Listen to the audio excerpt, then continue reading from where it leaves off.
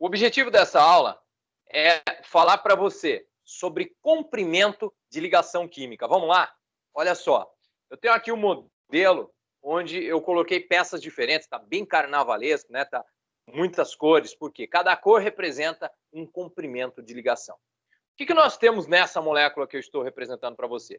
Nós temos aqui em preto átomos de carbono, em branco átomos de hidrogênio e em verde o átomo de cloro. O que são essas coisas aqui em verde, né? O que são? São pares de elétrons que não estão em ligação química. Então, o cloro ele tem 7 elétrons na última camada.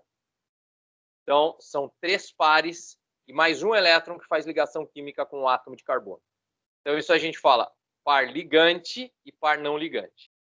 Aqui nós vemos que a ligação entre carbono e cloro é a que tem maior comprimento. Depois, carbono-carbono. Depois, a ligação dupla carbono-carbono. E depois, a ligação carbono-hidrogênio, que é a mais curta. Então, pega aí. Existe diferença no comprimento de uma ligação de acordo com os átomos que ali estão. Tá? Isso vai ser importante em diversos momentos na química. Existe também, como há diferença no comprimento da ligação, é de se esperar, então, que existe diferença na energia dessas ligações e que isso que é importante na termoquímica. Vamos lá. Repare que a ligação dupla é representada aqui com essa pecinha que faz uma curva que vai por fora. Por quê? Porque quando tem uma ligação dupla, a primeira é sigma, unindo os eixos, é axial, e a outra, como já está preenchido o meio, ela vem por fora. Então, a segunda ligação é do tipo π. Por isso que a ligação dupla nesse modelo é representada já mostrando logo a ligação π. Importante aqui, nessa aula, onde o foco é o comprimento da ligação, que a ligação dupla ela é mais curta que a ligação simples entre dois carbonos. Motivo óbvio. Se você tem duas, né, se tem uma segunda ligação, é normal que esses caras estejam mais pertinho uns dos outros. E se você tivesse uma ligação tripla, pode esperar aí que a distância ia ser mais curta ainda, tá bem? Quanto mais ligações os dois átomos de carbono fazem, mais próximos eles ficam uns dos outros. Olha aqui. Quem é essa molécula? 4 carbonos. Temos aqui um cloro. E o resto é hidrogênio. Quer dizer, se não fosse o cloro, se no lugar do cloro tivesse um hidrogênio, eu teria um hidrocarboneto, seria um alceno. Isso é o que caracteriza o grupo dos aletos orgânicos. Eu tenho aqui um aleto orgânico. Seria um hidrocarboneto, não fosse um hidrogênio ser substituído por um cloro. Muito bem, um aleto orgânico. Essa molécula é aberta, ok? Então temos aqui uma cadeia aberta, insaturada, obviamente, por causa da ligação dupla entre carbonos, homogênea. Você vai dizer, mas e o cloro? O cloro não está entre dois carbonos, então ela é homogênea, ok? Ainda dizemos que ela é normal. Você vai dizer, mas o cloro não é ramificação? Não. Ramificação, cara, pega aí, ramificação tem que ter carbono. Cloro não tem carbono. C do cloro não quer dizer que é carbono com L. Não, Cl é cloro, é outro átomo. Então você tem aqui uma cadeia aberta, normal, insaturada e homogênea. Pegou? Vamos lá. Como que eu vou dar nome para essa cadeia? A cadeia de um aleto orgânico. O cloro ele vai entrar no começo do nome. Eu vou dizer assim, um cloro. Por que um? Porque eu vou numerar a cadeia orgânica, eu começo perto de quem é mais importante. E quem que é mais importante na escala? É a ligação dupla? É uma ramificação? Não. É o grupo funcional, aquilo que indica a função química é mais importante que todo mundo. E nesse caso é o cloro. Fica atento, então, que halogênios na química orgânica são grupos funcionais. Ok? Muito bem, então, um cloro. Como é que dá o nome da cadeia principal? 4 carbonos, but. Eu tenho ligação dupla entre os carbonos, então eu devo indicar EN no meio do nome, e eu tenho que dizer but2-en. Por quê? Porque a ligação dupla poderia estar entre o 1 e o 2, ou entre o 3 e o 4. Aí você vai me dizer, por que não 3-en, se ela está entre o 2 e o 3? Porque você segue uma regra na química orgânica. os menores números possíveis. Essa é a regra dos menores números possíveis. Um cloro but2-en e termina com O. Então, um cloro but2-eno. Hidrocarboneto termina com O. Aleto orgânico primo de primeiro grau dos hidrocarbonetos também termina com O. Você não vai encontrar muito na química orgânica essa coisa de funções diferentes terminarem o nome da cadeia principal da mesma forma, mas vai encontrar em alguns momentos, como por exemplo, fenol termina com ol, os álcoois terminam com ol, os enóis terminam com ol. Então, toda uma galera aí terminando com ol. Então, o término, ele indica a função química, mas cuidado, há, às vezes, mais de uma função química que termina do mesmo jeito. É o seguinte, olha, você está vendo que eu estou girando? Quando o carbono faz ligação simples, então ele gira em torno do seu eixo, tá? Como você está vendo aqui. Isso leva, na química, a uma coisa chamada conformações de uma molécula, tá?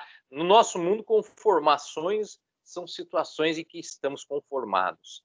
No mundo da química, conformações são as diversas situações que a molécula pode obter de acordo com o giro daquele que está ligado na ligação simples.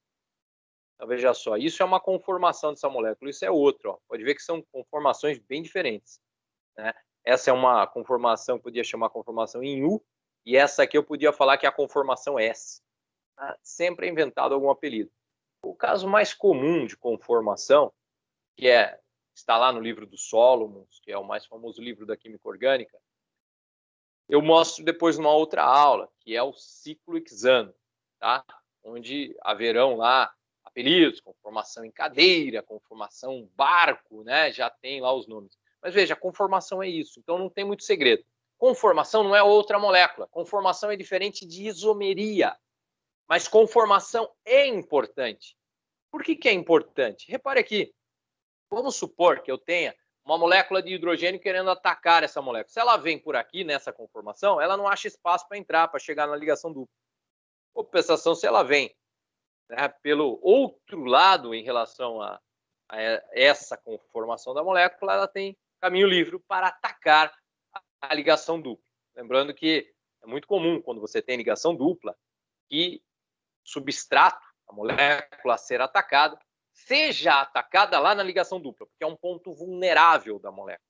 A ligação dupla é uma ligação mais frágil que a ligação simples, além do fato dela ser exposta, porque ela ocorre por fora e não no eixo dos átomos. E se estivesse na outra conformação? Repare que nessa outra conformação, essa molécula pode ser atacada, no caso do ataque do hidrogênio, ela pode ser atacada pelos dois lados. De fato, continua havendo um pouco mais de espaço ocupado em um dos lados. Mas veja que, se a conformação for essa que eu te mostro aqui, então o ataque a essa molécula se torna muito mais fácil. Então, provavelmente, a energia de ativação da reação, ela sofre interferência, tá, da conformação em que a molécula se encontra. Quando o carbono faz ligação simples, ele gira em torno do seu próprio eixo. Mas quando o carbono faz ligação dupla com outro carbono, não dá para girar. Tenta girar, você quebra aqui o modelo, né? E é o que ocorre lá no mundo real, você quebra a ligação pi. Então, o que vai acontecer? Formou-se uma molécula com ligação dupla, lá onde está a ligação dupla não gira mais. Então, aquilo fica eternamente daquela forma. Olha só, como que vai ficar? Olha só. No caso dessa molécula, que nós temos, cada carbono tem o seu substituinte menor e maior. Repare, aqui tem o hidrogênio e um outro substituinte que não tem um nome definido aqui, não é como as ramificações mais conhecidas, né? Mas você vê que tem até cloro no meio, tem carbono e tem cloro. O outro carbono, ele tem um metil. Mas é muito simples para você saber definir a prioridade dos substituintes. Por que eu estou falando substituintes? Porque é errado falar radicais. Porque o termo radical é usado na química para indicar espécies químicas altamente instáveis, que desejam muito elétrons, porque nelas está faltando elétrons. Radicais livres, que a gente toma vitamina C para combatê-los, etc. e tal, são muito mais comuns do que a gente pensa nas reações químicas. A eles cabe o termo radicais. E também vai aparecer lá em geografia, para indicar a turma do Che Guevara. Mas aqui, na química, não use o termo radical para radical metil, como o povo fala radical etil, que é errado. Aí você chega na segunda fase da FUVEST, o cara tira ponto seu. Então vamos lá. Olhe para esse carbono primeiro. Você tem dois substituintes, o hidrogênio e o metil. Quem que tem maior prioridade? Basta você ir no primeiro átomo do substituinte. Hidrogênio, número atômico, 1. Vai no outro. Carbono, número atômico, 6. Número atômico maior te diz quem é o substituinte de maior prioridade. Então, metil, o de menor prioridade, e o hidrogênio. No outro átomo de carbono, substituinte de maior prioridade é esse, que começa com o carbono número atômico 6, e o de menor prioridade é o hidrogênio. Agora, olhe para a molécula. Passa um plano na ligação dupla. Eu estou usando a régua aqui, fica bem fácil. Você dividiu em dois planos. Quem ficou no mesmo plano? Repare que, para os dois átomos de carbono envolvidos, fica do mesmo plano os substituintes de menor prioridade. E no mesmo plano também os substituintes de maior prioridade. Quando isso acontece, nós dizemos que temos a isomeria do tipo cis. E se ocorresse, repare que eu tenho que quebrar as ligações, não dá para girar, porque eu estou falando de ligação dupla. Então, e se os substituintes de maior prioridade ficassem em lados opostos? Os substituintes de mesma prioridade agora estão em lados opostos. Então, agora é o isômero trans. Isso é a isomeria cis-trans. O isômero é cis quando os substituintes de mesma prioridade estão do mesmo lado. O isômero é trans, nesse caso, quando os substituintes de igual prioridade estão em lados opostos. Lembrando que essa isomeria também é conhecida como isomeria ZE. Z para cis e E para trans. Esse aqui seria o isômero E. E na outra linguagem, o isômero trans. Ok? E olha, você indicaria então a nossa molécula aqui agora como sendo o... Veja, é o isômero trans. Então você usa a letra E, né? Que é o mais moderno, usar as letras Z para o isômero cis e E para o isômero trans. Então você indicaria assim, ó, E tracinho, 1 cloro, tracinho, but 2 eno. Tudo isso. Quando tiver a ligação dupla, você tem que ficar esperto. Porque se tem ligação dupla e, além de ter ligação dupla, os dois carbonos tiverem substituintes diferentes, aí vai gerar essa isomeria chamada isomeria cis-trans ou isomeria Z. Repare que, além de ter a ligação dupla, cada carbono tem que ter substituintes diferentes. Senão, não gera essa isomeria. Você pode tentar, que você não conseguirá enxergar isômeros se, por exemplo, um dos carbonos só tivesse 2 hidrogênios ou 2 metils do mesmo lado. Aí dá na mesma. Por que chama isomeria espacial esse caso aqui, né? Esse caso. Porque, veja, eu tive que usar um modelo espacial para te explicar. A isomeria plana é mais simples. Por quê? Basta um pedaço de papel. Então, você explica no plano. Aqui você precisa explicar no espaço. É daí que veio o nome.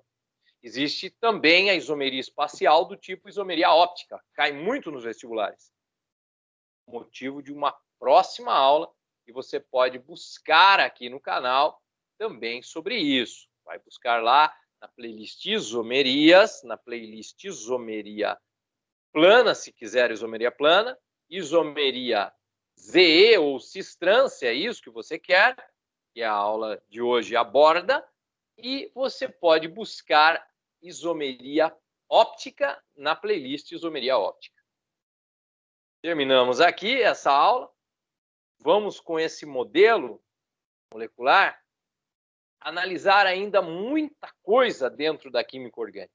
Vamos aprender juntos muita coisa dentro da química orgânica com a ajuda desse modelo molecular. E você na sua casa, não fique aí parado, não. Pegue, de preferência, bolinhas de isopor, tá? Palitos de dente e vai brincando aí, porque com o 3D fica tudo mais fácil. Terminamos aqui essa aula. Um forte abraço para você. Até a nossa próxima aula.